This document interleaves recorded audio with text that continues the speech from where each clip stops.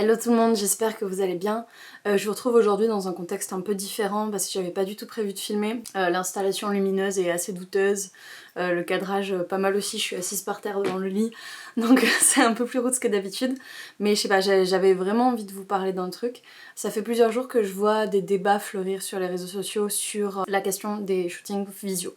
En laissant de côté le fait que j'ai participé à ce genre de shooting, ça a été popularisé par Alessio Albi, qui lui fait des captures d'écran de son ordinateur. Et forcément, à côté de ça, il y a des gens qui parlent de cette nouvelle manière de photographier. Les questions principales de ce débat, c'est les gens qui se demandent si ça dénature pas la vraie photographie, qui se posent la question en fait de est-ce que c'est souiller en fait la photo que de shooter avec une webcam.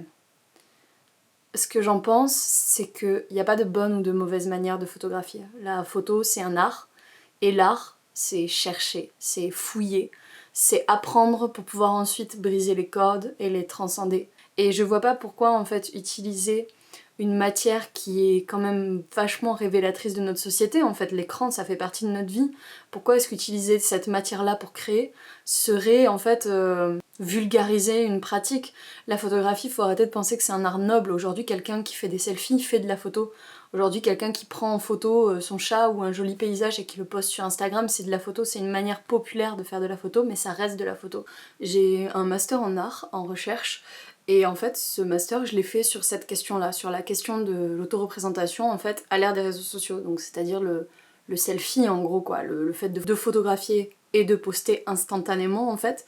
Ça m'intéresserait beaucoup d'en parler. Je sais pas si ça pourrait vous intéresser, mais si c'est le cas, je vous ferai peut-être une vidéo consacrée à ça. Et du coup, ça m'hérisse un peu les poils de voir les gens se dire que les shootings visio, c'est en gros une vulgarisation de la photo.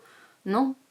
Non, l'expérimentation, c'est ça qui est génial. Et le confinement, c'est quelque chose qui met en avant ce genre de choses parce que les gens se retrouvent, comment dire, restreints dans leur facilité à créer.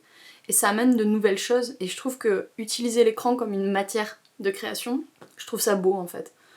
Arriver à se renouveler, arriver à créer différemment.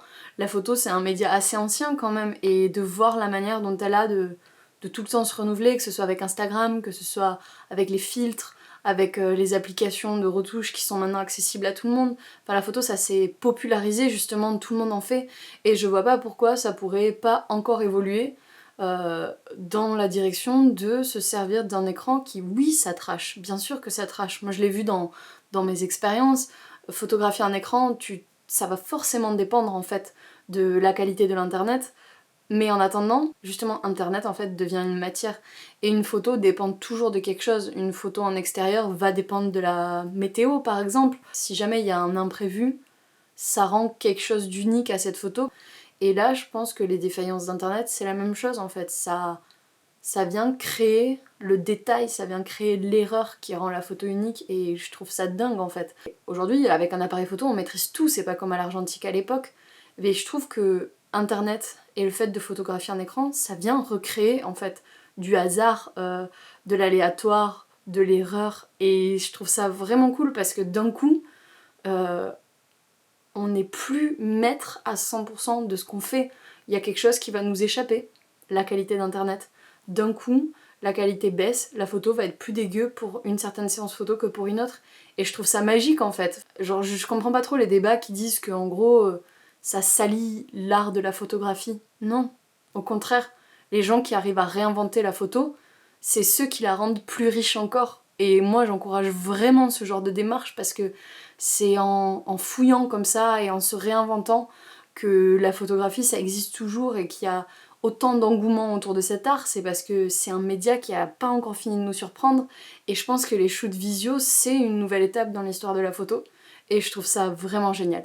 Créez quoi, éclatez-vous, servez-vous des médias qui sont à votre disposition, servez-vous du peu de choses que vous pouvez utiliser aujourd'hui parce qu'on peut pas sortir, on peut pas acheter de nouvelles matières et je suis super contente qu'on soit tous dans cette espèce de solidarité artistique, de partage, de défi, voilà.